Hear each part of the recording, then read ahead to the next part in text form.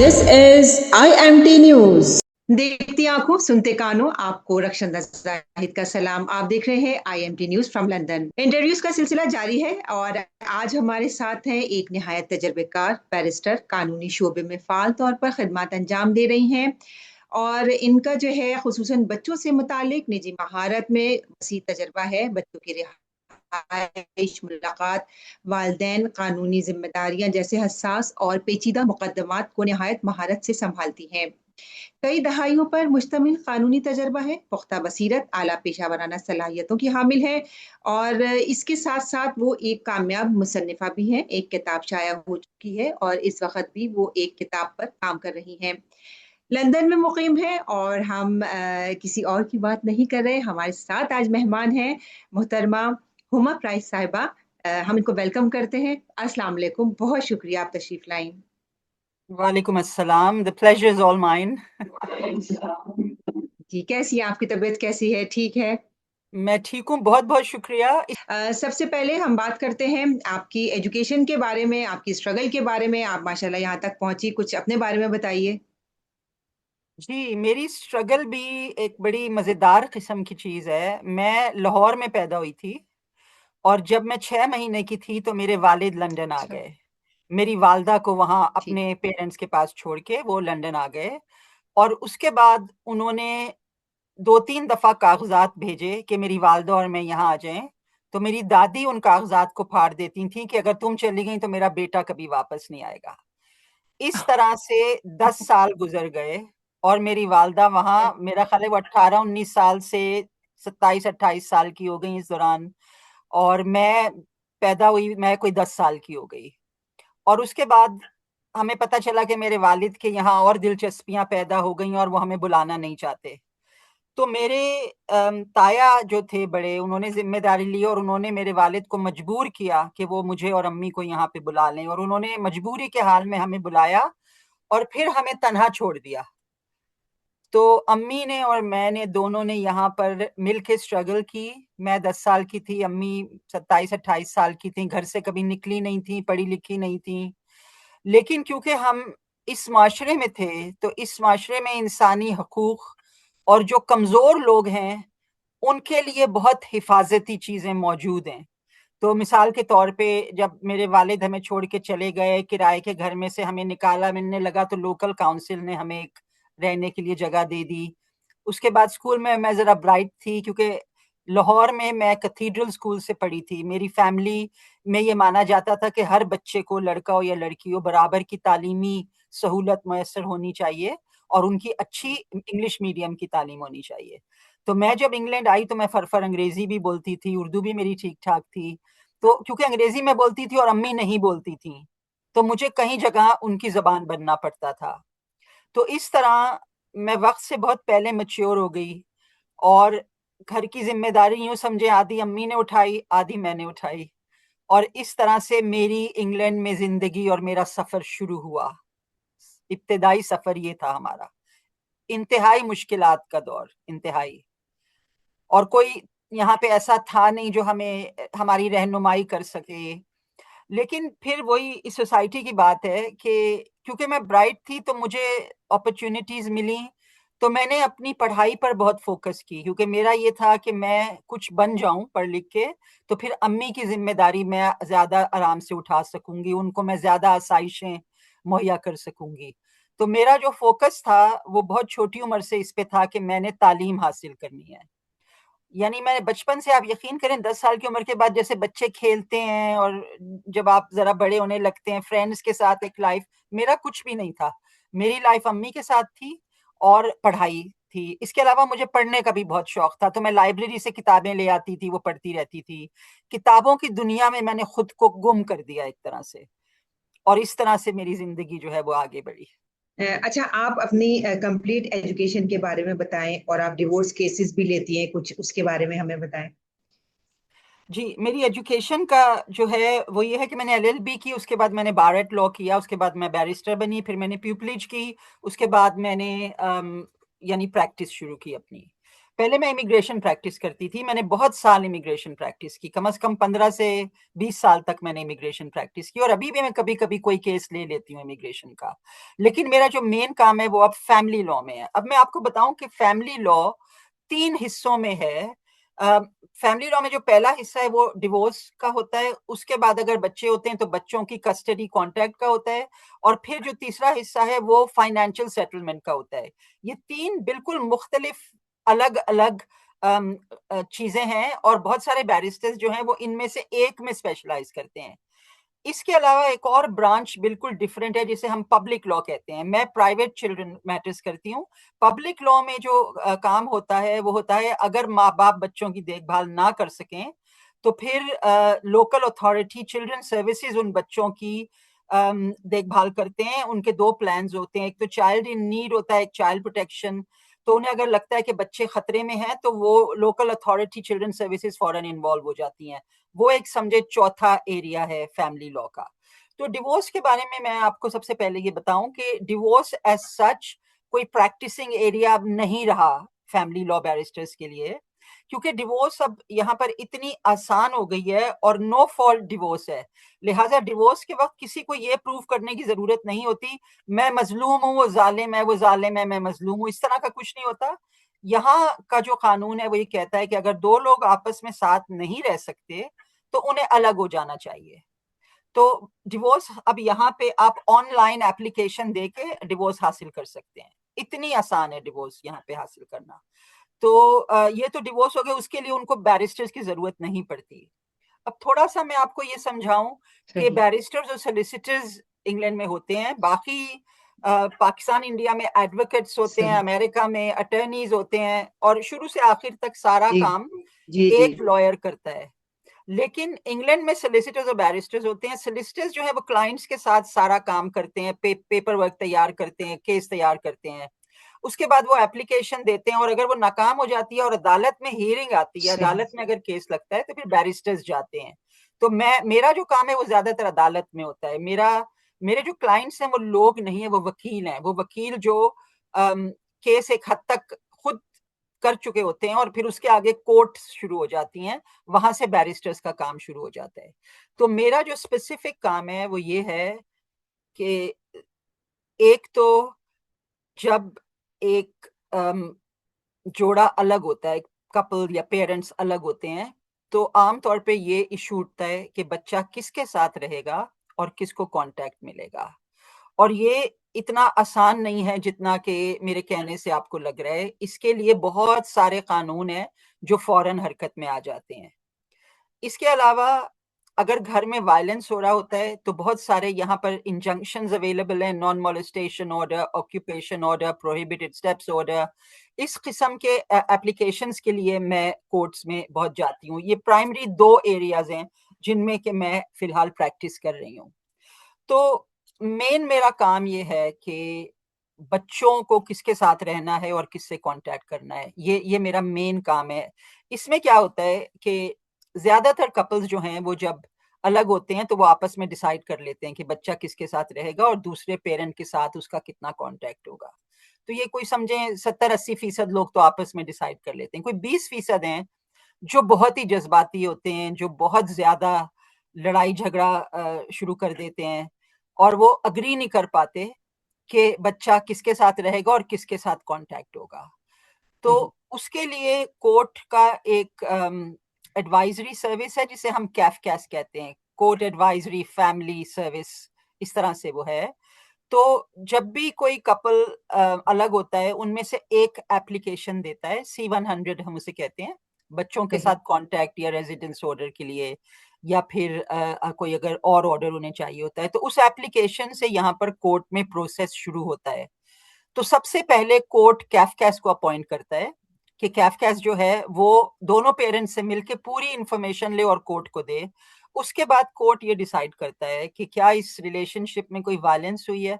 अगर वायलेंस हुई होती है तो फैक्ट फाइंडिंग हियरिंग्स चलती हैं, 2 से लेके 5 दिन तक चल सकती हैं, जिसमें कोर्ट दोनों माँ बाप की सुनता है और फिर डिसाइड करता है कि बच्चों के लिए बेस्ट क्या है। अच्छा, ये बड़ा जरूरी है, हमारे बहुत से लोग ये चीज नहीं समझते कि कोर्ट ये नहीं डिसाइड करता कि माँ बाप में से कौन सही है। कोर्ट को कोई गरज नहीं है इससे कि माँ बाप में कौन सही है। उनको ये देखना है कि बच्चों के लिए क्या बेस्ट है, बच्चों के लिए क्या बेस्ट है कि वो किस पेरेंट के साथ रहें, रेजिडेंस ऑर्डर उन्हें मिले, और किस पेरेंट के साथ उनका कांटेक्ट हो, या पेरेंट के साथ कांटेक्ट हो भी या ना हो। ये चीजें कोर्ट डिसाइड करता है। फैक्ट फाइंडिंग हियरिंग्स होती हैं, उसके बाद फाइनल हियरिंग्स होती हैं, और जब कोर्ट मुतमईन हो जाता है कि उन्होंने बच्चों की सेफ्टी का पूरा इंतजाम कर दिया, उसके बाद वो कोई ऑर्डर देते हैं। तो ये मेरा काम है कि बच्चों की सेफ्टी और बच्चों के लिए बेस्ट पेरेंट। और आमतौर पे इंग्लैंड में हमारा ये मानना है कि बच्चों के लिए दोनों माँ बाप का होना बहुत जरूरी है, उनको मम्मी एंड डैडी दोनों चाहिए होते हैं। तो जिस हद तक उनके लिए सेफ है, तो बहुत सारे कोर्सेज अवेलेबल हैं, या anger management courses, domestic abuse perpetrators programme. तो कोर्ट्स ये नहीं कहती तुमसे नहीं मिलने दिया जाएगा बच्चों को, कोर्ट्स कहती हैं हमने ये फाइंडिंग्स की हैं, अगर तुम जाकर 6 महीने का ये कोर्स करके हमें ये दिखाओ कि तुम्हें एहसास हो गया है कि तुमने गलत किया था, तो फिर हम तुम्हें आहिस्ता आहिस्ता कांटेक्ट दे सकते हैं। तो अगर कोई ये कोर्स कर लेता है, उसके बाद कोर्ट उन्हें कांटेक्ट देती है इस तरीके से कि पहले वो कांटेक्ट सेंटर में मिलते हैं, 3-4 महीने वहां पे कांटेक्ट चलता है, वहां कांटेक्ट सेंटर में सुपरवाइजर नोट्स बनाते हैं, फिर एक हियरिंग होती है, कोर्ट फिर वो नोट्स देखता है, फिर कोर्ट डिसाइड करता है कि बच्चे को इन द कम्युनिटी यानी आउटसाइड द कांटेक्ट सेंटर जाने दिया जाए या नहीं। इस तरह ये प्रोसेस आमतौर पे कई साल तक चलता है, जब तक बच्चे बिल्कुल सेफ और सेटल्ड ना हो जाएं। तो ये है मेरा काम जो मैं रोज कर रही होती हूँ। अच्छा, अब इस हवाले से हम बात करते हैं। थोड़ा सा मैं इस हट सवाल से हटके मैं अपने तौर पे पूछना चाहूंगी कि क्या वजह है कि यूरोप में डिवोर्स रेशियो ज्यादा है? अच्छा देखें, बड़ा मुश्किल होता है कोई एक सवाल का इस तरह से जवाब देना without taking into account the background of people. ठीक है, लोगों का जो जी जी बैकग्राउंड है वो बहुत अफेक्ट करता है। डिफरेंट लोगों की डिवोर्स डिफरेंट वजह से होती है, डिफरेंट कम्युनिटीज में डिवोर्स डिफरेंट वजह से होती है। इंग्लैंड में डिवोर्स रेट बहुत हाई है, लेकिन इसका जी मतलब ये नहीं है, इसका मतलब ये नहीं कि फैमिली ब्रेक डाउन हो रहा है, इसका मतलब ये नहीं है कि लोग शादी नहीं करना चाहते, बल्कि स्टेटिस्टिकली जो डिवोर्स करते हैं लोग वो विद इन 5 इयर्स दोबारा शादी कर चुके होते हैं। तो जो हम्म वेस्टर्न कपल्स हैं जिनको फ्रीडम है मिलने की, एक दूसरे को जानने की, उसके बाद शादी करने की, वो, और यहाँ पे जो डिवोर्स रेट है वो अंडर 25 का सबसे ज्यादा हाई है। जो अंडर 25 शादी करते हैं उनका डिवोर्स रेट 50% उनमें होता है डिवोर्स। और जो ओवर 25 करते हैं उनकी शादी के होने के यानी कामयाब होने के चांसेस बहुत ज्यादा होते हैं।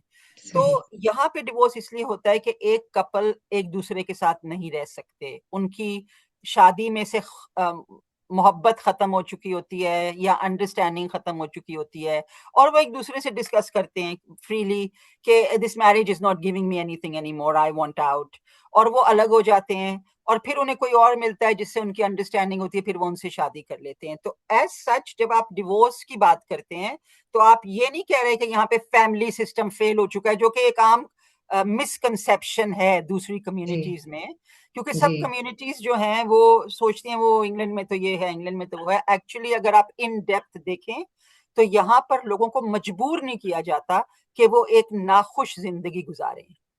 लोग प्रैक्टिकल हैं, आपको पता है यहाँ तो लोग अपने फ्यूनरल्स भी खुद अरेंज करते हैं, पैसे वैसे दे के, प्लॉट लेके, विल्स लिख के रेडी होते हैं कि जब हम मरेंगे तो और किसी को तकलीफ ना हो, हम अपना सारा इंतजाम करके जाएं। ये बड़ी प्रैक्टिकल कौम है, बड़े लॉजिकल किस्म के लोग हैं, इनके अंदर सही कह रही हैं। जज्बातियात नहीं है इतनी जिस तरह नहीं है। वो जज्बाती है। अब अगर एशियन सोसाइटी में अगर डिवोर्स होती है तो वो इसलिए होती है कि इंटरफेरेंस बाहर का बहुत होता है, बहुत है। लोग इमेच्योर होते हैं, उनको पता नहीं होता क्योंकि उनकी कोई रिलेशनशिप एक्सपीरियंस नहीं होता, उनकी समझ में नहीं आता क्या करें जब दूसरा इस तरह बिहेव कर रहा है। आपस में कपल्स जो हैं उनकी अगर शादी के शुरू में तो देखें सबको साथ रहने में एडजस्ट करना पड़ता है, तो वो जब एडजस्ट कर रहे होते हैं एक मर्द और औरत जब वेस्टर्न सोसाइटी में कर रहे होते हैं तो वो कर लेते हैं किसी तरह। ईस्टर्न सोसाइटी में मैं आपको एक मजे की बात बताऊं, एक कपल का मुझे पता चला कि उनकी नई नई शादी थी और सुबह सुबह लड़ाई हुई। तो सास ससुर ने लड़ाई सुनी और उनको बहुत गुस्सा आया कि लड़ाई हो रही है। अच्छा, लड़का लड़की थोड़ी देर के बाद घर से बाहर चले गए, तो उन्होंने जी लड़की के माँ बाप को बुला लिया और कहा कि आपकी बेटी तो हमारे बेटे से जबान चलाती है, हम तो बिल्कुल पसंद नहीं करेंगे, आप अपनी बेटी को लेकर जाएं वगैरह वगैरह। अच्छा, थोड़ी देर के बाद लड़का लड़की हंसते मुस्कुराते घर वापस आ गए, क्योंकि उन्होंने लड़ाई की थी, सुलह भी कर ली, भूल सुलह गए हो कि गई। घर में जो है वो एक बड़ा सा सिनारियो बन चुका था। ये एक बहुत बड़ा मसला है, ये वेस्टर्न सोसाइटी में नहीं होता। वेस्टर्न नहीं सोसाइटी में होता। माँ बाप इंटरफेयर नहीं करते, वो कहते हैं तुम करो, भुगतो, जो जो तुम्हें करना है करो, हमें हमारा कोई, हम नहीं इंटरफेयर करेंगे बिल्कुल। तो सही। इस वजह से जो डिवोर्स रेट है, इस वजह से हाई है कि लोग डिसाइड करते हैं कि उन्हें खुश रहना है। अगर वो पार्टनर के साथ खुश नहीं है तो वो उसमें से निकल जाते हैं। और आप देखें यहाँ पे, क्योंकि औरतें जो है वो मर्दों पे जज्बाती तौर पे, ज़हनी तौर पे, फाइनेंशियल डिपेंडेंट नहीं होती, क्योंकि इस मुल्क में सुबह उठ के हर लड़का और हर लड़की स्कूल जाते हैं, उसके बाद सुबह उठ के एडल्ट्स सब मर्द और औरत काम पे जाते हैं काम पे जाते हैं। और वो बराबर के होते हैं। सोसाइटी में सब बराबर हैं, ठीक है। अभी पे इक्वल नहीं हुई, पे का आखिरी हमारा एक खटक रह गया है, वरना हर चीज में इक्वल है। औरतें डिसाइड करती हैं उन्हें शादी चलानी है नहीं चलानी, मर्द डिसाइड करते हैं, आपस में मिलकर डिसाइड करते हैं। ये यहाँ पे नहीं है कि मर्द ने डिवोर्स दे दी और डिवोर्स रेट बढ़ गई मर्दों ने, इस तरह नहीं होता। यहाँ पे मर्द और औरत जिन्होंने अपनी मर्जी, अपनी पसंद से शादी की होती है, जिसमें वालिदैन का कोई हाथ नहीं होता, और उनमें से बहुत सारी शादियां कामयाब भी होती हैं, लेकिन अगर नाकाम हो तो वो फिर अलग हो जाते हैं बड़े आराम से, बहुत असल इजी। असल मसला यहाँ पर यह है कि जॉइंट फैमिली सिस्टम, जो कि हमें इस्लाम भी इजाजत नहीं देता।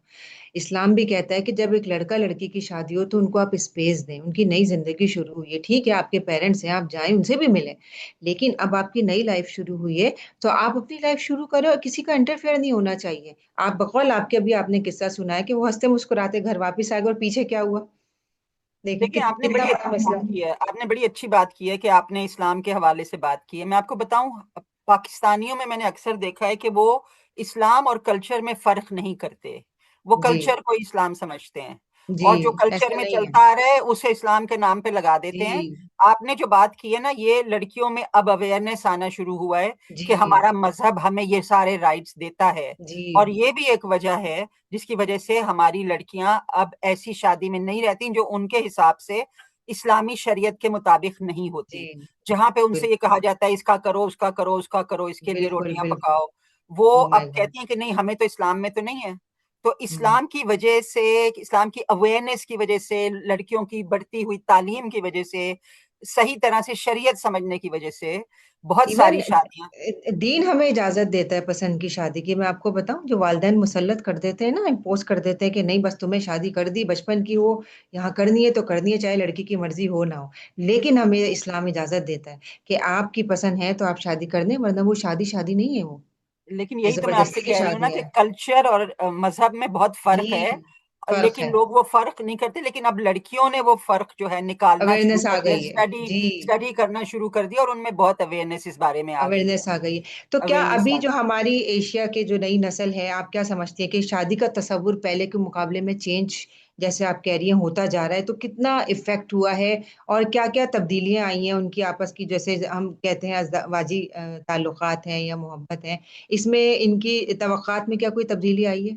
जी देखें, असल में ये भी एक बड़ा लोडेड सा सवाल है। पहली बात तो ये है कि अम, औरतों की लिबरेशन हुई। अब जी। लिबरेशन का मैंने लफ्ज इस्तेमाल किया है तो मैं इसको डिफाइन करना चाहूंगी, क्योंकि जी। पाकिस्तान में समझते हैं कि लिबरेशन औरत मार्च है और मेरा जिस्म मेरी मर्जी है। मेरा जिस्म मेरी मर्जी के बारे में भी मैंने अपनी किताब में लिखा है। वो एक्चुअली वेस्ट में सही। एक बड़ा स्पेसिफिक इशू था अबॉर्शन का, जिसपे उन्होंने मेरा जिस्म मेरी मर्जी, the right to have abortion up to a particular time, इस पे था। इसके अलावा सही। इस जुमले का किसी चीज से कोई ताल्लुक नहीं था।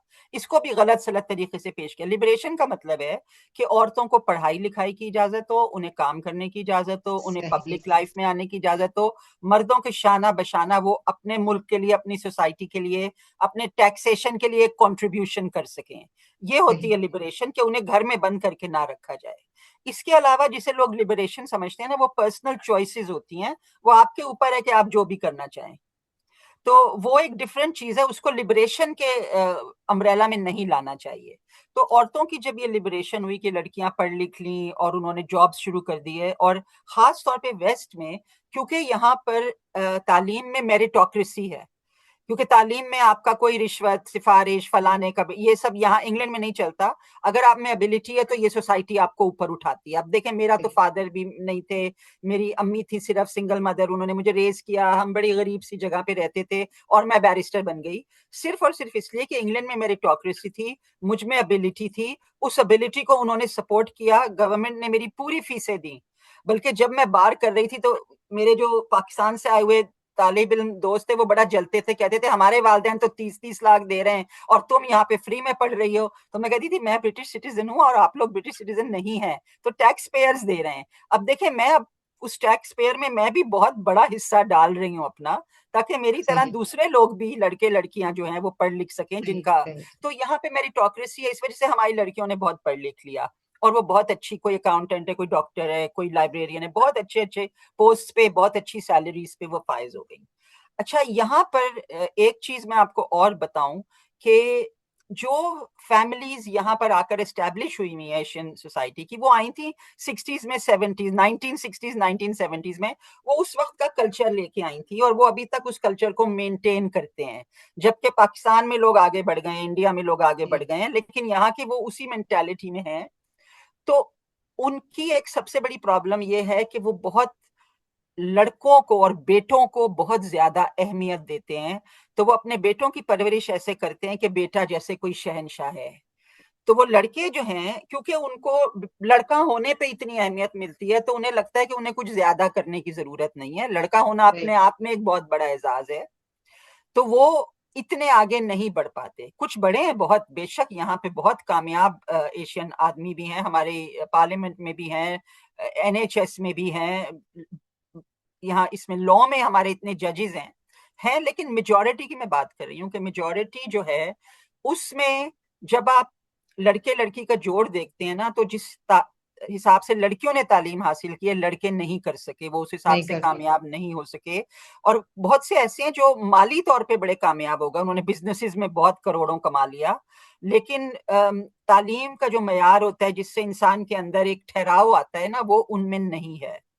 तो जब एक लड़की की ऐसे लड़के से शादी होती है, तो वो लड़का ये चाहता है कि जैसे मेरी माँ, मेरी बहनें मुझे अहमियत देती थी और मुझे सर पे चढ़ाती थी, मेरी बीवी भी वही करे।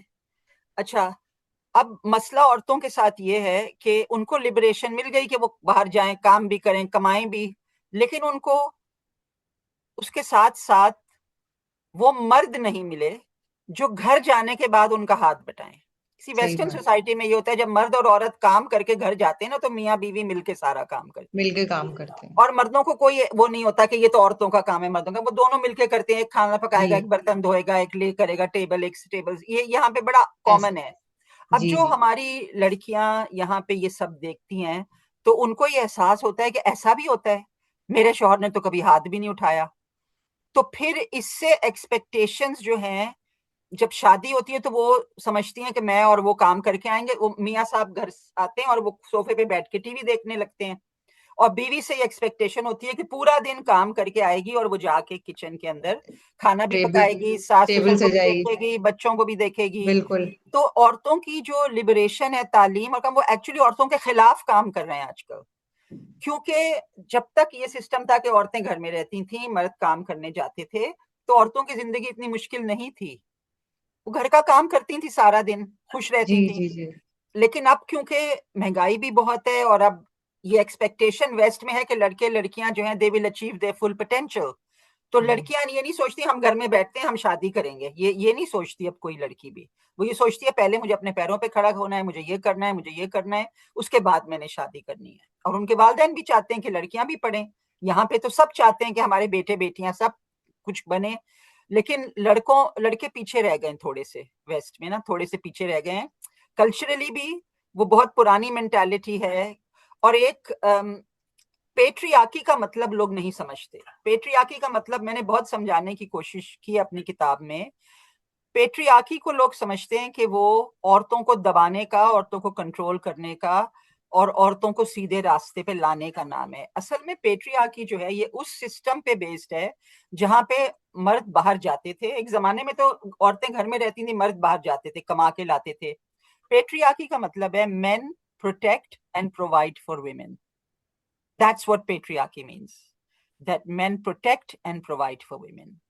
और बहुत सी खवातीन जो औरत मार्च में भी जाती हैं, उन्होंने तालीम हासिल की, उनके फादर ने ज्यादातर, माओ ने भी शायद काम किया हो, लेकिन ज्यादातर के फादर्स ने उनकी तालीम का खर्चा पूरा उठाया ना पाकिस्तान इंडिया में। तो वो पेट्रियार्की है ना कि fathers were providing for their daughters and protecting them. ये तो कुरान भी तो यही कहता है, मैन इज अ प्रोवाइडर ना, तो उस पे जिम्मेदारी है सारी, वो सरबराह है घर का। प्रोवाइडर एंड प्रोटेक्टर, जी। But not controller, you see. हाँ, yes. So providing and protecting या सरबराह होने का मतलब ये नहीं है कि आप कंट्रोल करें और आप कहें मैं बिल्कुल जो ऐसा हुक्म दे दूं वो हुक्म चलेगा। ये जो चीजें, और एक मसला और बहुत बड़ा इंग्लैंड में भी देखा गया है कि जब लड़कियां कमा रही होती हैं और शादी होती है तो बहुत से शौहर ढीले पड़ के घर में बैठ जाते हैं है जी। और वो कंट्रीब्यूट नहीं करते फाइनेंशियली, और घर में बैठ के भी वो ये चाहते हैं कि बीवी काम से आके मेरे लिए खाना पका के गरम गरम रोटी पका के मुझे खिलाए। बहुत से ऐसे भी लोग हैं। तो ये सारी वजूहात हैं। इसके अलावा दूसरी जो वजूहात हैं शादी की, ये देखें, ये तो औरतों की लिबरेशन से जुड़ी हुई वजूहात हैं, लेकिन सही। औरतों की लिबरेशन के अलावा भी बहुत सारी वजूहात हैं जिनकी वजह से डिवोर्स रेट एशियन सोसाइटी में इतना बढ़ रहा है। और वो ये है कि देखें, ड्रग्स एक बहुत बड़ा मसला है इंग्लैंड में, खास तौर पे जो यंग लोग हैं, ड्रग्स का एक बहुत बड़ा मसला है। पेरेंट्स रियलाइज नहीं करते, उनकी नजर में उनका बेटा कुछ गलत नहीं कर सकता, वो 2 बजे भी घर आ रहे हैं तो पेरेंट्स नहीं पूछ बिल्कुल। रहे, बेटी अगर 10 बजे भी आ रही है तो उससे सवाल जवाब किए जा रहे हैं। असल में हमारे यहाँ लड़कों की जो परवरिश है ना, वो ठीक तरह से नहीं होती, उन्हें नहीं जरूरत से होती। ज्यादा आजादी दे दी जाती है और वो कभी कभी गलत कंपनी में पड़ जाते हैं। और और फिर माए, एक सॉरी बात काट रही हूँ, माए समझती हैं कि 25 साल मैंने पाला है और शादी हो जाएगी तो ठीक हो जाएगा, और 25 दिन में आके वो लड़की उसको सही कर देगी। ठीक हो जाएगा, शादी कर देते हैं, ठीक हो जाएगा। जी। अनफॉर्चुनेटली ये चीज वो कभी कभी अपने गे बेटों के लिए भी सोचते हैं कि अगर बीवी आ जाएगी तो सब ठीक हो जाएगा। जी जी, बिल्कुल ये भी एक बिल्कुल। बहुत बड़ा मसला है जिसमें वो दूसरों की बेटियों की जिंदगियां खराब करते हैं और एक्सेप्ट कई नहीं केसेस है, करते। मेरे पास भी ऐसे कई केसेस है। जी, तो ये एक बहुत बड़ा मसला है जिसको हम लोगों का प्रॉब्लम ये है कि हम एशियन सोसाइटी जो है ना, हम कुछ डिस्कस करना पसंद नहीं करती। नहीं करते। हम हर चीज अंडर द कारपेट, नहीं हम बड़े परफेक्ट हैं, हम बिल्कुल सही हैं, हम जी। नहीं कुछ करेंगे। तो जब तक एक लाइव डिस्कशन शुरू नहीं होगी और हम सच्चाई से मानेंगे नहीं कि हम में ये नुक्स है, हम उसका इलाज कैसे ढूंढेंगे। और देखें, एक मसला हमारे यहाँ और भी है जो हमारी जहनियत है ना, जैसे अगर हमने गेस की बात की, तो अगर हम ये कहते हैं कि आपका बेटा गया, आप एक्सेप्ट करके उसको शादी पे मजबूर ना करें, तो लोग कहते हैं कि तो फिर तो आप बढ़ावा दे रही हैं, फिर तो आप गेस को बढ़ावा दे रही हैं, फिर तो और लोग गेज होंगे, इस तरह तो लोगों को शह मिलेगी। ये बिल्कुल गलत मेंटालिटी है। लोग या तो गे होते या नहीं होते, वो बन नहीं सकते गे। जी या तो होते या नहीं होते। आपके उनको या तो आप उन्हें टारगेट किए जाएं, या फिर आप एक्सेप्ट कर लें कि ये इस तरह के हैं, इनको लेके जैसे यहाँ पे कानून जो है वो प्रोटेक्ट करता है, यानी सही। उनको किसी तरीके से भी आप हरास या विक्टिमाइज नहीं कर सकते। अच्छा। तो ये देखें, कानून जो है ना, यही हर मुल्क में अगर प्रॉपरली यानी इम्पोज किया जाए जी तो बहुत सारे प्रॉब्लम्स जो है वो मुल्कों में ना हो। लेकिन इंग्लैंड में जो रूल ऑफ लॉ है और इंग्लैंड में जिस तरह से कानून इम्पोज होता है वो बहुत सारे मुल्कों में नहीं होता। और दूसरे मुल्कों के लोगों की समझ में ये बात भी नहीं आती, क्योंकि लोग समझते हैं कि कानून जो है वो मर्डर, बर्गलरी ये है। इंग्लैंड में एक पूरा सिविल लॉ का एरिया है जिसमें लोगों का सिविल बिहेवियर जो है वो लॉ के जरिए रेगुलेट होता है। आप अपने बच्चों को मार नहीं सकते इंग्लैंड में, बिल्कुल। टीचर बच्चों को नहीं मार सकते। अगर कोई टीचर बच्चे को मार देता है ना तो उसको फौरन नौकरी से अलग कर देते हैं। ये लॉ है, लॉ इम्पोज होता है। आप हाथ नहीं उठा सकते बच्चों के ऊपर, बिल्कुल। माँ बाप अगर उठाते हैं, सोशल सर्विसेज वाले आके केयर में ले जाते हैं चिल्ड्रंस होम में। अगर आप अपने बच्चों को मारेंगे जी तो ये जी, यहाँ पर जो ऐसा ही। लॉज हैं वो वल्नरेबल लोगों को प्रोटेक्ट करते हैं। यहाँ का कानून कहता है अगर तुम्हारे माँ बाप तुम्हारे साथ करेंगे, हम तुम्हें प्रोटेक्ट करेंगे। जी और ये कानून फिर वो इम्पोज भी करते हैं। वो होता है, स्कूल में बच्चा जाता है, गाल अगर लाल है, टीचर पूछती है क्या हुआ, वो कहते हैं मेरे अम्मा ने मारा है या अब्बा ने मारा है। वो फौरन सोशल सर्विसेज स्कूल में आ जाती हैं, बच्चे का पूरा इंटरव्यू लेती हैं, फिर जाकर माँ बाप का पूरा इंटरव्यू लेती हैं। बहुत सारी फैमिलीज अफेक्ट हुई हैं इस चीज से।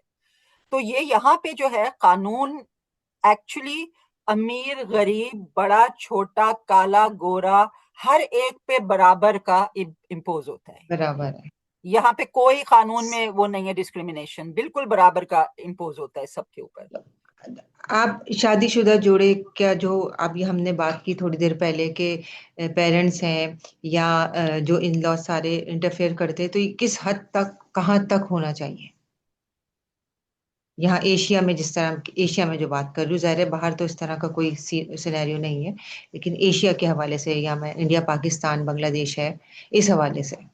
जी देखें, वहां पे फैमिली सिस्टम जो है वो एक्सटेंडेड फैमिली सिस्टम है। जी इंग्लैंड में न्यूक्लियर फैमिली सिस्टम है। यहाँ जी पे माँ बाप बच्चे होते हैं।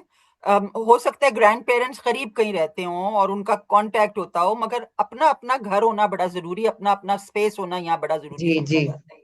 अच्छा, जहां तक इंडिया पाकिस्तान का ताल्लुक है, एक चीज मुझे बड़ा फैसिनेट करती है और मेरी समझ में नहीं आता कि ये शुरू कहाँ से हुई है, क्योंकि मैं सिंगल मदर की इकलौती बेटी थी। तो सही। जब मैं आज से 35-36 साल पहले जब मेरे रिश्ते आने शुरू हुए, तो जो लड़के आते थे वो मुझसे कहते थे मेरी अम्मा को ये पसंद है, मेरे अब्बा को ये पसंद है, तुम्हें ये करना होगा। तुम्हें तो मैं कहती थी मैं ये सब बड़ी खुशी खुशी करूंगी, आप मेरी अम्मी के लिए क्या करेंगे? बिल्कुल, वेरी गुड। तो वो बहुत कहते अच्छा थे, किया आपने। तो मैं कहती थी आप क्या करेंगे? तो वो कहते थे कि हम आपको इजाजत देंगे उनसे हफ्ते में एक दफा मिलके आ जाएं आप। ओह। वरना हमारे कल्चर में तो लड़कियों के वालदेन का तो वो नहीं होता। अच्छा, ये में मेरी समझ में ये मेंटेलिटी भी है। नहीं आता था हाँ, कि है मेंटेलिटी यहाँ की। शादी की एक लड़की लड़के के घर में क्यों जाती है? जिन घरों में सिर्फ बेटियां हैं, कल्चर इस तरह, अगर आप कल्चर में ये कह रहे हैं ना कि हम फैमिली सिस्टम को प्रोटेक्ट करते हैं, हमारी फैमिलीज, हमारे माँ बाप बहुत इंपॉर्टेंट हैं, तो मुझे लगता है ये थोड़ा सा झूठ है। लड़कों के माँ बाप बहुत इंपॉर्टेंट हैं, लड़कियों के माँ बाप की जी। कोई हैसियत नहीं है। नहीं, कोई यानी वैल्यू नहीं। यानी लड़कियां, जिस मैं समझती हूँ कि अगर शादी के बाद किसी की सिर्फ बेटियां हैं, तो उन्हें यह हक होना चाहिए कि लड़का उनके घर में जाके रहे, वो अपना जॉब करे, कंट्रीब्यूट करे, लेकिन वो उनके घर में जाकर रहे। अगर आप फैमिली सिस्टम को कह रहे हैं कि आपने प्रमोट करना है, तो बराबर का करें। ये बराबर का क्या, करें। जिनकी एक बेटी है वो ससुराल चली गई, माँ बाप अकेले बैठे हुए हैं, ऐसे ही है। तो ये तो कोई आपका फैमिली सिस्टम नहीं हुआ, ये तो बड़ा डिस्क्रिमिनेटरी सिस्टम हुआ। तो इससे बेहतर फिर ये है कि लड़के लड़कियां दोनों काम करें, कोशिश करें वो मिडिल में कहीं घर लें और दोनों अपने अपने माँ बाप का बहुत ख्याल रखें। जी, मैंने कहा ना आपसे शुरू में, क्या जी, इस्लाम भी हमें यही इजाजत देता है? देखिए वेस्ट में जो है ना, लोग ये समझते हैं कि आप फैमिली सिस्टम नहीं है। आप सोच नहीं सकती कि यहाँ पे कितना स्ट्रॉन्ग फैमिली सिस्टम है। यहाँ पे पूरी पूरी फैमिलीज एक इलाके में रहती हैं, हर संडे को संडे फैमिली डिनर होता है, वो मिलते हैं, लेकिन वो एक दूसरे में घुस घुस के नहीं रहते, वो एक दूसरे को कंट्रोल नहीं करते, क्योंकि उन सब की अपनी एक लाइफ होती है। क्योंकि जिस कपल की शादी होती है उसके जो पेरेंट्स होते हैं, दोनों के पेरेंट्स, वो जॉब कर रहे होते हैं अपने अपने, उनके बिल्कुल अपने ऐसे। अपने फ्रेंड सर्कल होते हैं, उनकी अपनी एक लाइफ होती है, उन्हें अपने बच्चों से भी मोहब्बत होती है। वो चाहते हैं कि हम सब मिलें, लेकिन साथ ना तो माँ बाप रहना पसंद करते हैं ना नहीं बच्चे रहना, पसंद करते हैं। क्योंकि सबकी अपनी अपनी लाइफ, अपना अपना स्पेस होता है। अच्छा, एक चीज और, इंडिया पाकिस्तान में मैं सुनती हूँ तो मुझे ये अफसोस होता है कि लोग दूसरों के कल्चर को अपने कल्चर की नजर से देखते हैं, वो उनके ऐसे ही है। कल्चर की नजर से नहीं देखते। एक किसी ने मुझसे एक दफा बहस करनी शुरू की, आपके यहाँ तो मदर्स डे पे माओ को कार्ड भेज देते हैं, फादर्स डे पे फादर को कार्ड, और बस खत्म जी आपकी जिम्मेदारी। तो और आप लोग उसके बाद जैसे ही पेरेंट्स बुढ़े हुए, आपने ओल्ड पीपल्स होम में डाल दिया। अब मैं आपके प्रोग्राम के तवज्जुद से लोगों को ये बताऊं कि यहाँ कोई बच्चा अपने माँ बाप को ओल्ड पीपल्स होम में नहीं डालता। लोग अपनी मर्जी से चूज करते हैं रिटायरमेंट होम या नर्सिंग होम, जहां पे वो खुद जाकर रहना पसंद करते हैं, जहां पे उनकी सही देखभाल हो। वो अपने बच्चों के साथ रहना नहीं पसंद करते। यहाँ पर आमतौर पे 18 साल के बाद बच्चे अपनी इंडिपेंडेंट लाइफ गुजारने चले जाते हैं, उसके बाद उन्हें कुछ नहीं पता होता कि माँ बाप अपनी क्या प्लानिंग कर रहे हैं। माँ बाप अपनी विल, अपनी ओल्ड एज, अपनी यानी तदफीन का भी बंदोबस्त खुद करते हैं, उनके बच्चे नहीं करते। तो ये जो एक ख्याल है कि माँ बाप को डाल देते हैं, तो वो तो कभी माँ बाप के साथ रहे ही नहीं होते जो उनके पास इतना इख्तियार हो कि वो माँ बाप को कहीं डाल सकें। तो ये कल्चरल चीजें समझने की बड़ी जरूरत है लोगों को। और उसके अलावा जो यहाँ पे सोशल कॉन्शियस है वो ये है कि वो सिर्फ अपने माँ बाप की नहीं, वो सबके माँ बाप की इस तरह करते हैं कि वो हाई टैक्सेस पे करते हैं ताकि एनएचएस के जरिए सब बूढ़ों का मुफ्त इलाज हो सके, सब लोगों का मुफ्त इलाज हो सके। यहाँ पे जितने बूढ़े हैं उनका इतना ख्याल रखा जाता है, उनके लिए इतने बेनिफिट्स हैं, इतनी सहूलतें हैं यहाँ पे, क्योंकि यहाँ की जो पब्लिक है वो टैक्सेस देती है, ताकि जो लोग उनसे कम है और जो इतना कमा नहीं सकते, उनके पास बेसिक सहूलतें जो होती हैं वो जरूरी होनी चाहिए। सही। तो आज का हम जो नई नस्ल का नौजवान है, हम उसको कैसे गाइड कर सकते हैं शादी के लिए, जिम्मेदारियां उठाने के लिए, जैसा कि वो जिम्मेदारियों से भागता है? अच्छा, मैं कितने ऐसी इस तरह के जब हम अपनी बैठते हैं, सोशल सर्कल में बैठते हैं, बातें होती हैं, लड़कों के रिश्ते हैं जी, वो 40 साल का हो गया, वो 45 का हो गया, 50s में है, इस तरह लड़कियां आ रही हैं इस तरह की। तो किस तरह हम गाइड करें कि भाई अगर आपको फैमिली लाइफ शुरू करनी है तो किस तरह हम गाइड कर सकते हैं नौजवान नस्ल को? देखें, सबसे पहली बात तो ये है कि आपने खुद अभी इस्लाम का जिक्र किया कि इस्लाम ये हक देता है कि लड़के लड़कियां, तो सबसे पहले तो हमें अपनी सोसाइटी को थोड़ा सा वाइडर करना पड़ेगा कि लड़के लड़कियों के पास मिलने जुलने की अपॉर्चुनिटीज हों, हम्म। सोशलाइज करने की अपॉर्चुनिटीज हो। अब सोशलाइज करने का मतलब ये नहीं कि वो फॉरेन जो है वो कहीं होटल में जाके रात को कमरा बुक कर लेंगे, जो हमारे यहाँ समझा जाता है कि अगर एक लड़के, एक बड़ी अजीब सी मेंटालिटी है कि वो समझते हैं कि सब लोग जो हैं वो फ्रस्ट्रेटेड हैं और वो किसी तरह बेचैन हैं। जैसे लोगों की समझ में ये नहीं आता कि हम अगर भूखे हैं तो हम बुचर की दुकान पे कच्चा गोश्त देखकर नहीं खाते वो गोश्त, हमें जी। उसको पकाना होता है, अपने टेस्ट का करना होता है, उसके बाद हम खाते हैं। तो ये एक बड़ी अजीब मेंटालिटी है लड़के लड़कियों के बारे में कि अगर मिलेंगे तो एक ही काम करेंगे जी, बस इन पे तो शैतान आ जाएगा फौरन। ऐसा नहीं है। लड़के लड़कियों को एक फ्रीडम होना चाहिए कि वो आपस में मिल सकें। ऐसी मीटिंग्स ऑर्गेनाइज होनी चाहिए जहां पे एलिजिबल लड़के लड़कियां एक दूसरे से मिल सकें, एक दूसरे को जान सकें। अगर उनकी अंडरस्टैंडिंग होती है तो वो फिर अपने बुजुर्गों को इन्वॉल्व करें, उसके बाद शादी तक बात जाए। लेकिन कम से कम एक दूसरे की बेसिक पसंद नापसंद, करियर, आगे के प्लान्स, आपको कितने बच्चे चाहिए, आपको कहाँ रहना है, आपको मुल्क से बाहर, ये सब चीजें लड़के लड़कियों को डिस्कस करना चाहिए शादी से पहले। ये नहीं कि अम्मा ने लड़की देखी, निकाह हो गया, निकाह के बाद पता चला कि वो लड़की तो आपके साथ बाहर नहीं जाना चाहती, उसे तो यहाँ पे 10 नौकरों की आदत है, बाहर तो सारा काम खुद करना ये पड़ता है। रीजन, एक डिवोर्स का रीजन ये भी है जी, ये भी, यहाँ। क्योंकि जब जब हाई मेंटेनेंस लड़कियां आती हैं तो उनको ये नहीं समझ नहीं आता कि जब 10-10 नौकर थे वहां पे, तो इंग्लैंड जाके तो सारा काम हम खुद करते हैं। खुद हमारी, करना पड़ता चले क्लीनर हफ्ते में 2 दफा आ जाएगी ज्यादा से ज्यादा, लेकिन उसके अलावा घर का बहुत सारा काम होता है है, बहुत काम जो होता यहाँ है। पे औरतें बाहर जॉब भी करती हैं और घरों में काम भी करती हैं।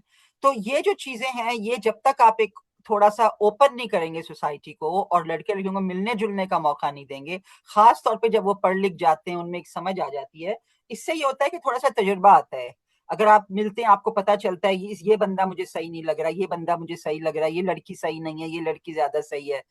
ये जब तक आप नहीं करेंगे, जब तक आप यंग लोगों को वो रिस्पॉन्सिबिलिटी नहीं देंगे कि वो अपने डिसीजंस कर सकें, इन्फॉर्म डिसीजंस कर सकें, जब तक माँ बाप अपनी पसंद से करते रहेंगे, लड़के लड़कियों की पूछेंगे भी नहीं, तो ये बहुत मुश्किल है कि ये डिवोर्स रेट कम हो। ये बढ़ता ही चला जाएगा। लेकिन इसके अलावा भी वजूहात हैं, नहीं, अब जैसे पेरेंट्स एक जो इंटरफेरेंस के एक अलावा भी जी, वजूहात हैं। एक वजह ये भी समझते हैं यहाँ पर कि जब तवक्कात आपकी पूरी नहीं होती उस शादी से, जो आप एक लड़की सोच के गई हुई होती है, एक लड़का सोचता है कि इस तरह होगा इस तरह, जब वो नहीं होता तो क्या ये भी एक तलाक की वजह बन सकता है? देखें, मैं आपको अपने एक्सपीरियंस से ये बता सकती हूँ कि मैंने पूरी दुनिया की औरतों के साथ एज क्लाइंट्स काम किया है। जी। जितनी सादा तबीयत पाकिस्तानी औरतें होती हैं, जितनी मासूम होती हैं, आप यकीन करें किसी और कल्चर में इतनी मासूम नहीं होती लड़कियां जितनी हमारी लड़कियां। और वो इसलिए होती हैं कि वो अपने वालिदैन से बहुत मोहब्बत करती हैं और वो नहीं चाहती कि वो कोई ऐसा काम करें जिससे उनके वालिदैन को दुख पहुंचे। इस ऐसे वजह से वो बहुत बर्दाश्त करती हैं, इतना बर्दाश्त करती हैं आप सोच नहीं सकती। आपको मैं बताऊं उनकी तवक्को क्या है। लड़कियों की तवक्को ये है कि उन्हें थोड़ा सा प्यार मिले और बहुत सारी इज्जत मिले। बस। इतना भी उनको ससुराल से नहीं मिलता, क्योंकि जी। बहुत सारे लोगों की मेंटालिटी ये है कि अगर तारीफ करी सर पे चढ़ जाएगी, दिमाग आसमान पे पहुंच जाएगा, ऐसे इसको ही इसकी ऐसे जगह ही। पे रखो, इसकी जगह पे रखो। ऐसा ना हो, तारीफें नहीं करनी, इसको बिल्कुल इनकरेज नहीं करना, इसको बता दो ये इसी तरह रहती रहे तो ठीक है, वरना हमें सर पे नहीं चढ़ाना। यानी मोहब्बत का इजहार मर्द नहीं करते कि सर पे चढ़ते। मेरे एक फ्रेंड थे, उन्होंने मुझे बताया मेरी वेडिंग एनिवर्सरी है, तो मैंने कहा अच्छा, तो फिर तो आप अपनी बीवी के लिए फूल लेके जा रहे होंगे। नहीं जी नहीं, फूल ले गया तो आसमान पे दिमाग पहुंच जाएगा उसका। ओ।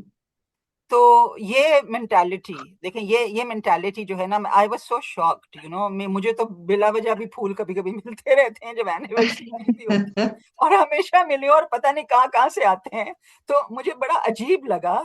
और यानी जब मोहब्बत मिलती है तो औरतें और माइल्ड होती हैं, मेलो होती हैं, काम आपको डाउन पता है, होती हैं। बिल्कुल बिल्कुल हर बात मानने को तैयार होती है फिर वो। अगर उन्हें प्यार और इज्जत मिले, ये नहीं इज्जत कि मिले। सारा दिन काम करने के बाद उनको फिर बुरी भली सुनाई जाए। ये सबसे बड़ी वजह है। ये ये जो पाकिस्तानी तवक्कुआत की माशरे आप में जी। तवक्कुआत की जो आपने बात की है ना, और देखिए हमारी जो सोसाइटी है ना, इसमें औरतें भी कोई इतनी जबरदस्त नहीं है एज सास एंड एज नंद। देखें, बेटे के बारे में माँ एक कहेगी मेरा बेटा तो इतना सादतमंद है, मैं जो कहता हूँ वो करता है, मेरा बेटा ऐसा है। बहन कहेगी मेरा तो भाई मुझ पे जान फिदा करता है, मैं एक फरमाइश कर दूं। और जहां वो बीवी के लिए कुछ कहता है, जन मुरीद हो गया, बीवी के नीचे लग गया। बीवी के लिए नहीं करना, माँ और बहन के लिए करना है। बीवी जो है ना, वो किसी दूसरे की बेटी मुफ्त की है, तो उसके साथ आपने सलूक सही नहीं करना। ये मेंटालिटी है यहाँ पे, इस माशरे की मेंटालिटी है ये। क्या मुझे कर तो सकते। सिर्फ अपने केसेस के जरिए पता चलता है, जब मैं, क्योंकि मैं इंग्लैंड में रही हूँ ना हमेशा, मेरा तो बड़ा हाँ। वेस्टर्न माहौल रहा है। तो मैं जब अपने केसेस देखती हूँ, मुझे तो मैं सोचती हूँ वाकई पाकिस्तानी सोसाइटी ऐसी है। तो मुझे बड़ी और एक हैरत और होती चीज, अगर वही दामाद अगर इस तरह कर रहा है तो वो बेटी मजलूम है। है। वो जी, बेटी मजलूम है, बहू मजलूम नहीं जी। होती कभी भी, नहीं नहीं, बेटी। बहू मजलूम नहीं है। जी, बिल्कुल एग्जैक्टली आपने सही बात की है। दामाद और बेटी का बिल्कुल एक अलग क्राइटेरिया है, और बेटे जी और बहू का बिल्कुल एक अलग बिल्कुल। क्राइटेरिया तो है। किस तरह अनफॉर्चुनेट। सुधार लाया जा सकता है, क्या हमें अपने कानून में चेंज करने की जरूरत है? क्योंकि देखिए, विक्टोरिया लॉ तो है यहाँ पे, ऐसी बात नहीं। यहाँ आप ये नहीं कह सकते कि पाकिस्तान अगर इस्लामी जमहूरिया पाकिस्तान है तो यहाँ पे टोटल इस्लामी लॉज है, ऐसा नहीं है। जी, आपको भी इतना मालूम हो तो क्या चेंजेस ऐसी हम लेकर आए कि लोगों में अवेयरनेस हो। अच्छा मैं आपको एक बात बताऊं, लॉज जो है ना वो सारे मौजूद हैं। मैंने अपनी किताब में बहुत सारे पाकिस्तानी लॉज पे रिसर्च करके लिखे हैं, वो इम्प्लीमेंट नहीं होते। ये प्रॉब्लम है पाकिस्तान में, लॉज तो सब है, वो इम्प्लीमेंट नहीं होते। कल्चर नहीं बदलता, और कल्चर को मजहब का नाम दे दिया गया है अब, वो कल्चर नहीं जी बदलते। असल जो मजहब है, अगर आप उसके हिसाब से सोसाइटी को चेंज करें तो देखें, हमारे मजहब में ऐसी ऐसी मिसालें हैं कि अ, यानी प्रोफेशनल औरतें, बिजनेस वुमेन जो अपना बिजनेस चला रही थी, जिन्होंने बिल्कुल खुद बिल्कुल। खुद प्रपोज किया। ऐसी खवातीन, ऐसी ऐसे पैगंबर खवातीन जिन्होंने जिन्होंने हाथों में जंगे लड़ी तलवार हैं। उठा के बिल्कुल। आर्मीज को लीड किया। ऐसी ऐसी जी मिसालें हैं औरतों की हमारी सोसाइटी में। तो इसकी तरफ हम नहीं देखते। हम यानी अब अगर लड़कियां इस हिसाब से, उसी हिसाब से बाहर निकल के कुछ करने की कोशिश करती हैं, तो मुश्किल ये है कि प्रोग्रेस और परमिसिव में फर्क नहीं पता लोगों को कि ये सही। क्या फर्क है। जो लड़की प्रोग्रेस करने की कोशिश करती है उसको फौरन कहा जाता है कि ये परमिसिव हो गई, घर से बाहर निकल गई, परमिसिव। ये जो हाँ। चीजें हैं ना, ये दकियानूसियत, ये मैं आपको कोई गाइडेंस नहीं दे सकती। ये आपको एक डायलॉग शुरू करने पड़ेगा, मुख्तलिफ लोगों की राय लेनी पड़ेगी, क्योंकि मैं इंग्लैंड में रहती हूँ, मेरी बड़ी महदूद मालूमात है पाकिस्तानी कल्चर के बारे में। बस मैं अपने केसेस के जरिए जो देखती हूँ, या मैं जो ऑर्गेनाइजेशन से इन्वॉल्व हूँ। लेकिन आपकी नहीं, बहुत अच्छी इंफॉर्मेशन, इतनी अच्छी है तो ऐसा लगता है कि शायद आप यहाँ पे रह के गई हैं किसी फैमिली के साथ। नहीं, मैं पाकिस्तान जाती रहती हूँ, मैं आती जाती रहती हूँ। अच्छा। लेकिन मैं मुस्तकिल नहीं रही 10 साल की उम्र के बाद ना, ज्यादा से ज्यादा मैं दो सही महीने रही हूँ, 1 महीने या दो सही महीने सही सही। जी। तो क्या करना चाहिए अपने रिश्ते को बचाने के लिए मियाँ बीवी को कि वो बच जाए इससे, अगर वो चाहते हैं? लेकिन कुछ लोग इस तरह की दरारें डाल देते हैं, इस तरह मतलब सरकमटेंसेस बन जाते हैं कि वो मजबूर हो जाते हैं। देखिए, मैं आपको एक दूसरे तरीके से इसका जवाब देना चाहूंगी। आप आजकल के माहौल को, कानून को, हर चीज को छोड़ दें। मैं आपको अपनी नानी की मिसाल देती हूँ। मेरी नानी जी। एक बड़ी वाइज औरत थी, वो सर सैयद अहमद के खानदान से ताल्लुक रखती थी, और ए आर खातून की वो फर्स्ट कजन थी, और ए आर अच्छा। खातून के बेटे डॉक्टर इकबाल हमारे फैमिली डॉक्टर थे। सही। मेरी नानी जब रिश्ता आता था ना, तो कुछ चीजें कहती थी कि भाई ये बड़ी जरूरी हैं, ये देख लो। अगर ये चीजें हैं तो गुजारा नहीं होगा, लेकिन अगर ये चीजें नहीं है तो छोटी मोटी मिसअंडरस्टैंडिंग्स कर लेंगे। उनमें क्या चीजें होती थी? लड़के के घर में मारपीट तो नहीं होती, माँ बाप आपस में या भाई भावज मारपीट तो नहीं करते। जहां मारपीट होती है वहां लड़कियों का गुजारा हम नहीं चाहेंगे, हमारी बेटी ऐसे घर में जाए। दूसरे, लड़का शक्की तो नहीं है। शक्की लड़का जो है वो कभी भी बीवी पे एतबार नहीं करेगा, उसकी जिंदगी अजीरन बना के रखेगा। तीसरे, ये लोग कंजूस तो नहीं है। कंजूस के साथ गुजारा करना बहुत मुश्किल है। हमारी बेटी को जिंदगी की आराम दे सकता है या नहीं दे सकता। सही बात। ये 4-5 कोई एडिक्शन तो नहीं है, जुआरी तो नहीं है, शराबी तो सही नहीं है। सही सही ये सही। एडिक्शन अगर है तो जुआरी के साथ बेटी हमारी रोएगी जिंदगी भर। तो ये जो चीजें थी, और अगर उस वक्त होमोसेक्सुअलिटी, तो मुझे यकीन है मेरी नानी उसकी भी मिसाल देती कि ये देख लो कि फैमिली में या इस लड़के के बारे में ये पूरी मालूमात करा लो। सही तो सही ये कुछ सही। मोटी मोटी चीजें होती हैं। अगर ये ना हो तो मियाँ बीवी में अंडरस्टैंडिंग हो सकती है, समझौता हो सकता है, कॉम्प्रोमाइज हो सकता है। और इंग्लैंड में तो बहुत सारी ऑर्गेनाइजेशंस है, रिलेट है, जहां आप काउंसलिंग के लिए जा सकते हैं, आप अपने इश्यूज बता सकते हैं। और लड़कियां तो हमारी हर वक्त कॉम्प्रोमाइज करने को तैयार होती हैं। मसला ये लड़के ना ज्यादा। ये भी थोड़ा सा डर बैठा बैठा हुआ है ना लड़कियों में या फैमिलीज में, अगर हम जाएंगे इस तरह बदनामी होगी, इस तरह बात खुलेगी, इसलिए जी वो फिर सब्र बिल्कुल। और बर्दाश्त आ जाता है फिर। जी बिल्कुल। और मैं आपको बताऊं, मुझे बड़ा अफसोस होता है, मैं अपने सोशल सर्कल में पढ़े लिखे माँ बाप को भी देखती हूँ, उनकी बेटी भी पिट के आ जाती है और वो उसको वापस भेज देते हैं। ये सी, ये एक बहुत अफसोसनाक बात है कि वो सोसाइटी की वजह से, लोग क्या कहेंगे की वजह से, जी वो जी। अपनी बेटी को मजबूर कर देते हैं कि वो एक वायलेंट जिंदगी गुजारे। और वो वजह क्या बताते हैं? बच्चों की जिंदगी तबाह हो जाएगी अगर तुमने छोड़ दिया। ऐसा हालांकि ही। हालांकि बच्चों की जिंदगी तबाह इसलिए होती है कि माँ बाप हर वक्त लड़ाई झगड़ा, बाप मारपीट कर रहे हैं, बच्चे जहनी तौर पे, इमोशनली बिल्कुल पैरालाइज हो जाते हैं ऐसे माहौल में वक्त रह से के। पहले बड़े हो जाते हैं। बड़े होने के अलावा दिमागी तौर पे उनकी इमोशनल ग्रोथ सही नहीं होती, वो रिलेशनशिप्स बिल्कुल। नहीं कर सकते, वो नॉर्मल बिहेवियर नहीं होता, उनको 10 तरह की बिहेवियरल प्रॉब्लम शुरू हो जाती हैं जो इस माहौल में रहते हैं। इससे अच्छा होता है एक पेरेंट के साथ अलग होकर सुकून से रहें। और इंग्लैंड में वो इंश्योर करते हैं कि अगर माँ बाप अलग हो रहे हैं तो बच्चे को दोनों का प्यार मिले। जो यहाँ पे नॉर्मल कॉन्टैक्ट ऑर्डर है वो ये है कि बच्चे रहेंगे माँ के साथ every other weekend. Father will take the children from school on Friday and drop them back on Monday, ताकि सही एक वीकेंड बाप को मिले, एक वीकेंड माँ को मिले। सही। मगर इसका मतलब ये नहीं होता कि बाप उनकी जिंदगी से निकल जाता है, बाप उनकी जिंदगी में मौजूद रहता है, लेकिन वो जो चिख चिख रोज की होती है ना, वो खत्म हो जाती है और बच्चे फिर थ्राइव करते हैं। और रिसर्च ये कहती है कि बच्चे एक पेरेंट के साथ ज्यादा थ्राइव करते हैं बनिस्बत दो ऐसे पेरेंट्स जो हर वक्त लड़ते झगड़ते रहे, जिनमें मिसअंडरस्टैंडिंग्स होती रहे। तो ये एक बड़ी जरूरी चीज है कि लोग समझें। अब इंग्लैंड में ऐसा होता है, मुझे नहीं पता पाकिस्तान में अगर डिवोर्स हो तो क्या होता है बच्चों के साथ, वहां पे कहाँ तक लॉ क्या करता है, दोनों पेरेंट्स के साथ नहीं, उनका मिलने कॉन्ट्रैक्ट। देते हैं, ऐसा नहीं है। हफ्ते में या राइट। महीने में इजाजत देता है कानून उसको, और खर्चा उठाने की भी जिम्मेदारी देता है। राइट। कि अगर पेरेंट्स अलग हो गए तो बाप की जिम्मेदारी कि वो बच्चों का खर्चा प्रॉपर भेजे, जो जी अक्सर मर्द नहीं भेजते, नहीं देते, मैं आपको बताऊं, जी। नहीं होता नहीं, है यहाँ पे मिलमेट। तो यहाँ पे तो तनख्वाह में से काट लेते हैं।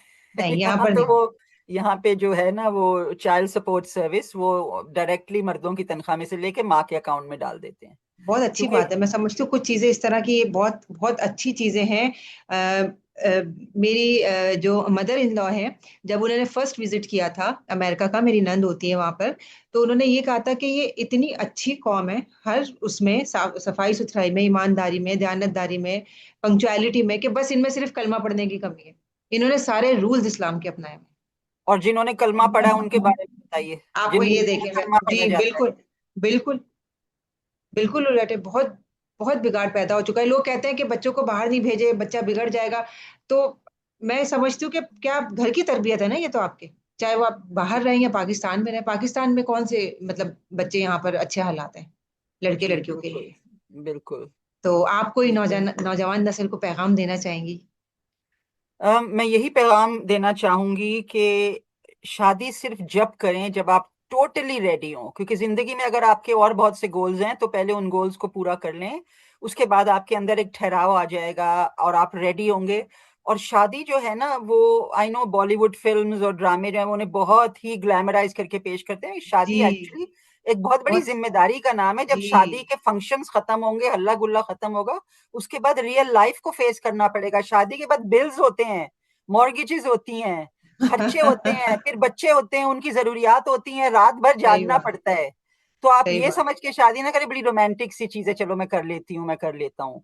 पहले जिम्मेदारियां समझें अच्छी तरह कि शादी के बाद क्या क्या होता है। और मैं ये समझती हूँ देखिए, मैं बैरिस्टर बनी, मुझे 10 साल तक पढ़ाई करनी पड़ी, ट्रेनिंग करनी पड़ी, उसके बाद जाके मैं इस काबिल बनी।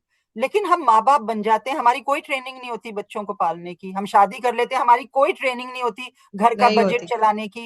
एक्चुअली ये जो है ना चीज़ें, ये स्कूल्स में अब सब्जेक्ट के तौर पे इंट्रोड्यूस होनी चाहिए। घर कैसे चलाया जाता है, बच्चों की देखभाल कैसे की जाती है, अगर आपकी एग्रीमेंट नहीं हो रही तो किस तरीके से अब आप मामले को सॉर्ट आउट करें, क्या ये सब एक करिकुलम के ज़रिए बच्चों को प्राइमरी स्कूल से सिखाना शुरू कर देना चाहिए, उनके एज अप्रोप्रिएट तरीके से। सही जब बात। तक हमें तालीमी तरीके से ये चीज़ें नहीं सिखाई जाएँगी, हम अंधेरे में हाथ-पैर मार रहे होते हैं। बहुत सारे बेचारे लड़के और लड़कियाँ शादी के बाद उनका पहला तजुर्बा होता है दूसरे सेक्स के बंदे के साथ। कुछ पता ही नहीं होता, उनका कोई तजुर्बा ही नहीं आता, उन्हें कोई ना तो नहीं कोई होती। तालीम होती है, ना उनकी कोई रिलेशनशिप एक्सपीरियंस होता है। तो ये एक सब्जेक्ट होना चाहिए जिसमें आप ये सारी चीज़ें सिखाएँ, ख़ास तौर पे सही अगर कह रहे हैं आप। अंडरस्टैंडिंग नहीं हो रही, और हकूक़ क्या हैं, एक बीवी का क्या हक है, एक शौहर का क्या हक है। हमारे यहाँ आम तौर पे मर्दों के हकूक़ और बीवी की ज़िम्मेदारी बताया जाता है। तो ज़िम्मेदारियाँ सारी औरत पे हैं और हकूक़ सारे मर्दों के। तो ये गलत है, ऐसा ही दोनों है। के हकूक़ होते हैं, दोनों पे ज़िम्मेदारी होती है। तो सही ये है, जो बिल्कुल सही। मिसकंसेप्शंस है ना, ये हमें साफ़ करने की बहुत ज़रूरत है। चलिए, बहुत-बहुत शुक्रिया और बहुत अच्छा लगा आपसे इतनी अच्छी बातें करके और इतना मैं मतलब सोच भी नहीं सकती थी कि इतना ज़्यादा इन्वॉल्व हैं आप यानी हर उससे ज़ाहिर है आपके पास केसेस भी आते होंगे और मुझे भी यही लगा कि शायद आपका है आना-जाना तो बहुत ख़ैर आपका जिस तरह आप बता रही हैं कम, लेकिन आपकी बातों से ऐसा लगा कि शायद आप यहाँ कई साल गुज़ार के गई हैं पाकिस्तान में। तो बिल्कुल ऐसा ही है, हमें बहुत सख्त ज़रूरत है माशरे में सुधार की और मैं समझती हूँ कि मियाँ-बीवी की अगर कभी नोक-झोंक हो भी जाती है तो किसी तीसरे को नहीं आना चाहिए। बिल्कुल। बिल्कुल, तो बहुत शुक्रिया इंशाल्लाह फिर हम चाहेंगे मुझे तो टाइम कम है वरना हम और बैठते थोड़ी देर लेकिन इंशाल्लाह मैं आपको फिर दावत दूँगी अपने प्रोग्राम में किसी और हवाले से, किसी और टॉपिक से हम बात करेंगे इंशाल्लाह ताला और बहुत शुक्रिया आप तशरीफ़ लेकर आई। बहुत-बहुत शुक्रिया कि आपने मुझे बुलाया। बहुत बहुत शुक्रिया। शुक्रिया। जी, ओके। हमारे साथ थी हुमा प्राइस जैसा कि आपने इनकी बातें सुनी और मुझे लगता है कि बहुत से लोग जो हैं वो नसीहत लेंगे इनकी बातों से माशाल्लाह से बहुत तजुर्बेकार हैं। तो अगले इंटरव्यू तक हमें इजाज़त दीजिए। अल्लाह हाफ़िज़। रक्षिंदा जाहिद, IMT न्यूज़, लंदन।